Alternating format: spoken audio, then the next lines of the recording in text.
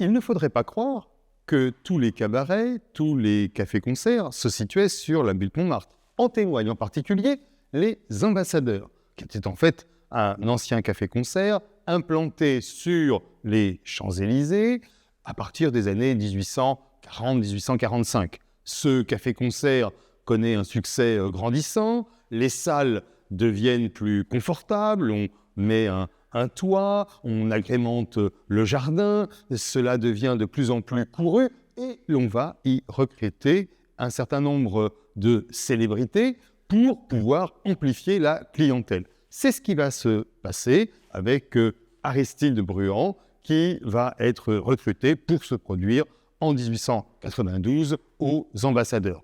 Le directeur demande une affiche à Toulouse-Lautrec et lorsqu'il voit l'affiche arriver, il est totalement scandalisé, la trouve absolument affreuse, à tel point qu'il demande immédiatement à un autre affichiste de créer une autre affiche. Et à ce moment-là, à sa grande surprise, Toulouse-Lautrec désire imposer son affiche et dire qu'il ne se produira pas si cette affiche n'est pas acceptée, ce qui donc sera. Avec Bruand, nous avons incontestablement un des personnages les plus emblématiques du Paris fin de siècle.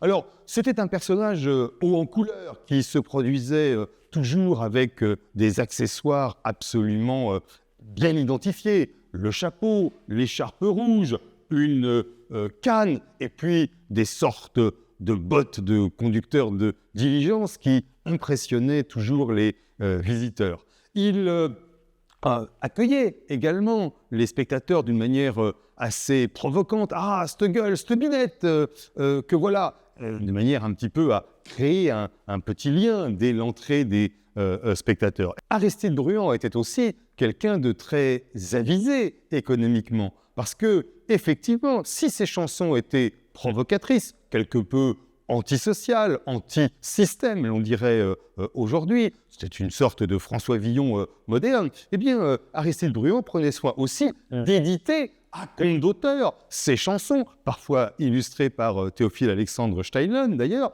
eh bien tout simplement pour diffuser ses propres chansons et puis évidemment en obtenir un certain nombre de gains. Donc c'est un personnage beaucoup plus complexe et riche d'ailleurs qu'on ne pourrait l'imaginer. Quelque temps après cette première affiche consacrée aux ambassadeurs, Toulouse-Lautrec va recevoir la demande par Aristide Bruand et le directeur de l'Eldorado de créer une nouvelle affiche pour, évidemment, cette nouvelle production.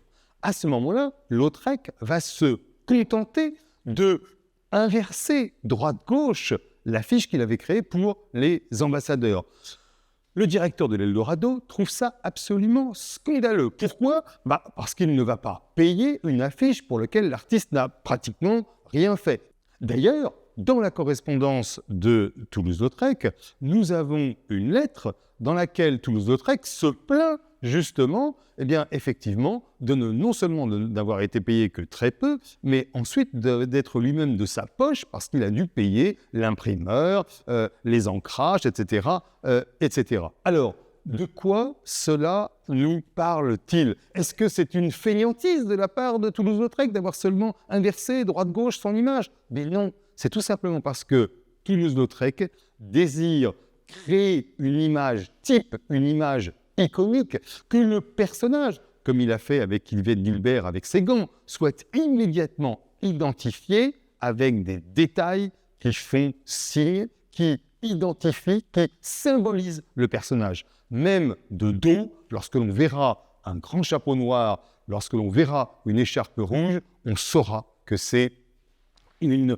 affiche non seulement de Toulouse-Lautrec, mais surtout une affiche représentant Bruand. En cela, Toulouse-Lautrec est véritablement l'inventeur d'une affiche moderne, le grand anticipateur des grands affichistes des années 1920-1930. Après avoir travaillé pour les autres, les ambassadeurs, l'Eldorado, Aristide Bruand va désirer travailler pour lui-même et va s'installer dans son propre cabaret qu'il va nommer le Mirliton. Il ne va d'ailleurs pas s'arrêter là, parce qu'il va créer un journal qui aura le même nom, le Mirliton, dans lequel il publiera des petits textes et puis évidemment ses chansons. pour ce cabaret, dont nous reproduisons une carte postale montrant la façade, eh bien, Toulouse-Lautrec va créer un certain nombre d'affiches. D'abord, des affiches extrêmement simples comme celle-ci, avec évidemment toujours les détails signifiants, identifiant Lautrec, le chapeau ainsi que l'écharpe rouge, mais aussi des affiches avec des petits détails amusants, comme en particulier celle précisant le prix du bock, le bock de bière, bien évidemment, parce qu'il ne faut pas oublier qu'à côté des chansons quelque peu paillardes, c'était aussi un moyen de faire venir la clientèle.